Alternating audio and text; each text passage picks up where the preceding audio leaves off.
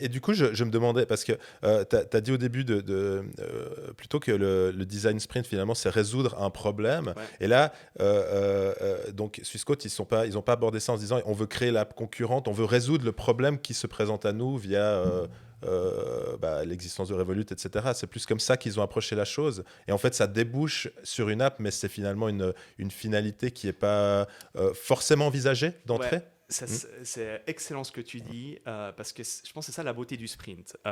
C'est que tu commences le lundi avec une grande question finalement, hein, une envie de faire quelque chose, ou de résoudre un problème.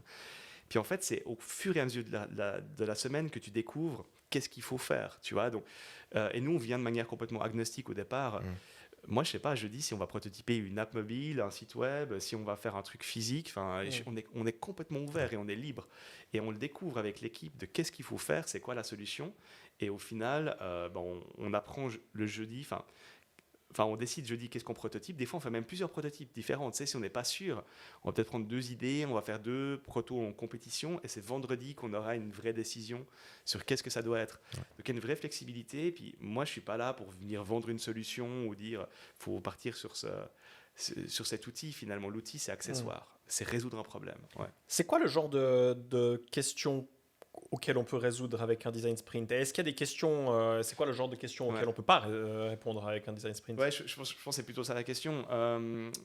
Alors, il y a certaines questions, des fois où la réponse elle est presque dans la question. C'est comment Mm. pourrions-nous améliorer la homepage de notre app mobile en ajoutant cette information. Puis finalement, tu es là, ouais, en fait, vous avez donné la réponse dans la Mhm. question. En fait, Mm. le truc, il est tellement précis que juste faites-le, quoi. Vous prenez Du coup, pas le 5 jours design pour le sprint, faire. il dure un jour ou Ouais, une c'est ça. matinée, quoi. Non, non, alors justement, moi, dans les calls pour préparer des Ouais. design sprints, j'écarte pas mal de trucs. Je dis, Mm. faites pas ça. Enfin, Mm.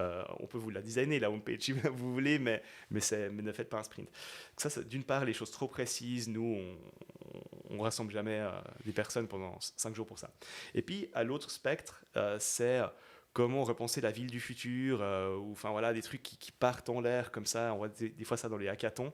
Ça, on prend pas non plus dans les sprints. Donc ça doit être bien framé. Ça doit être une vraie question complexe. En fait, toute question où je me dis, là, une personne intelligente, tu la mets dans son bureau pendant une semaine, il va plancher dessus, il trouve une réponse, on ne prend pas pour les sprints. Mm. Et en fait, c'est souvent des questions où il n'y a pas un juste info, tu vois, où tu dois réunir les bonnes personnes.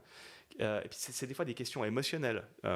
Comment les gens, enfin, euh, comment faire pour qu'un public plus jeune réagisse à ce produit, comment créer plus d'interactions, comment augmenter les ventes, mais voilà, d'une façon, d'une façon qui soit sustainable pour l'environnement. Enfin, des questions où il n'y a pas un juste info, et puis finalement, c'est l'expertise combinée des personnes autour de la table qui vont faire qu'on trouve la solution, puis qu'une personne seule pourra jamais la trouver. Mm.